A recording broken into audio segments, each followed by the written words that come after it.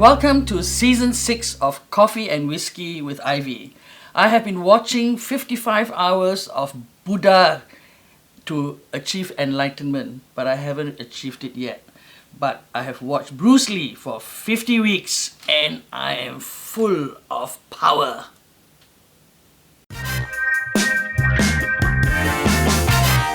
You will recall that I closed last season with the tragedy that happened in New Zealand. I'm sad to have to open this season with another tragedy in Sri Lanka. The question we have to ask is, why would people do something like that? More, why would people strap bombs onto themselves and then blow themselves up and blow everybody else up too? Is it religion? Is it brainwashing? Or is it because they do it for money? I think all the leaders of the world, religious ones, business ones, and especially political ones, should ask themselves the question, why would people do something so tragic? If we find the answer to that question, perhaps we will eradicate these tragedies from happening.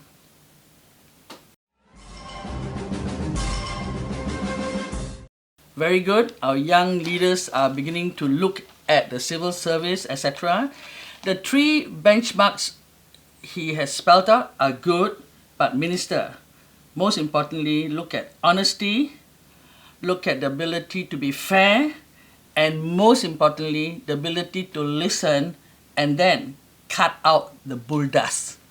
We Singaporeans are hoping that you can do that to the civil service.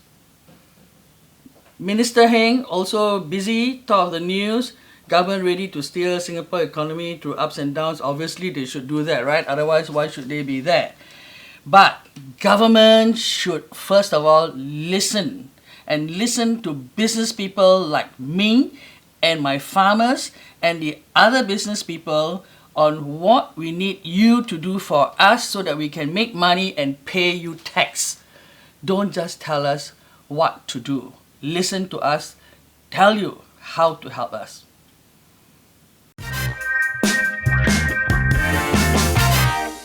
Two hardworking ministers, Masagos and Amy Kaur, trying to reduce food waste, and Minister Masagos looking at how we do recycling. But Minister, I have a message for you. You know, we try to recycle very well, but when the guy comes in his van to collect all the recyclables, he puts it all together again. So really, how well is recycling done in Singapore? And do we seriously want to do a good job? I think you must start from the collection companies who are doing a bad job.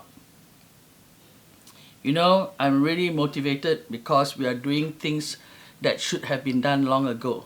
Rainwater to be harvested at 2 housing estates. We have plenty of rain, as I've always said, so it's a very, very good idea to harvest rain so that we do not use potable water for firefighting, for washing drains, for cleaning the toilets.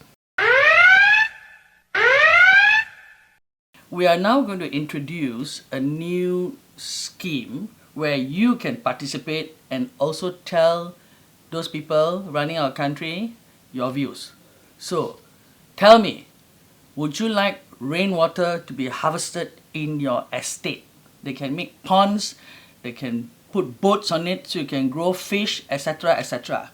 So, look at the link and vote on it. We have this new guy called Keith Tan, the top gun in tourism board, and he wants quality tourists. He wants people to spend more time here. Then we are thinking of doing the Jurong Lake District to make it into a hub. Then we have this nice article from Vivian Shao talking about going island-wide is key to tourism.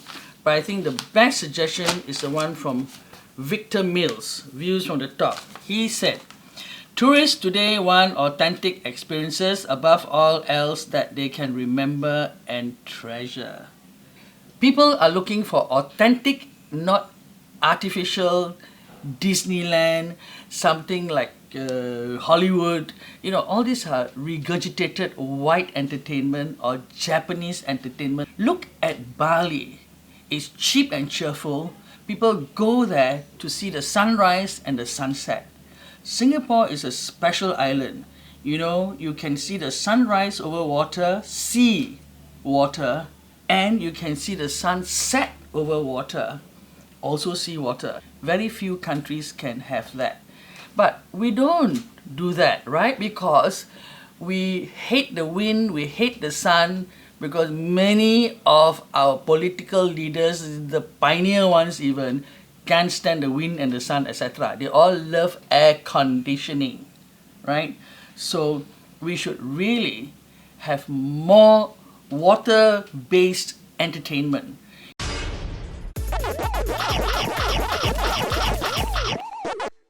You know, this is what I call a page of sadness. Ex-tutor jailed for helping students cheat. Dentist pleads guilty. A man steals money from the mosque. Why do people who are actually doing well do things like that? I can understand if you're uneducated, if you are lost and you steal and you cheat. But these are people with good jobs, you know? Why? Singapore and KL beginning to talk about land, sea and air. Very good. Remember, I told them to shut up, stop quarreling, work together.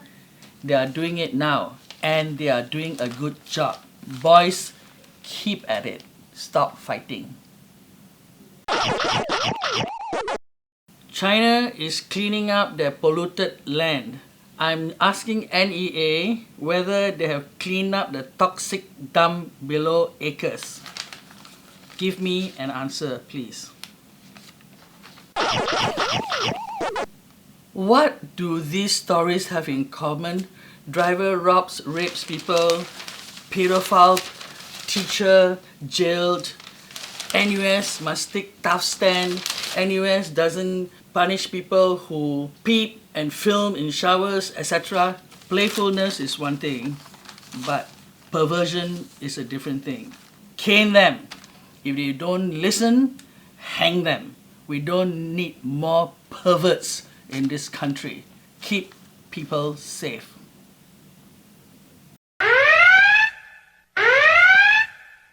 During our break, my crew has come up with a suggestion that I should give you the opportunity to ask me any questions you want on the topics of sex, travel, money, or religion. So in other words, you can ask me about anything and I'll do my best to give you a good answer. Look at the link below to send your questions to. And before I go, let me leave you with a small thought. All that is necessary for the triumph of evil is that good men do nothing. So be a good man and do something.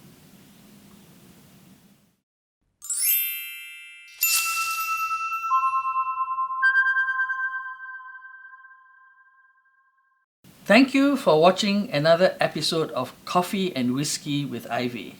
Remember to subscribe.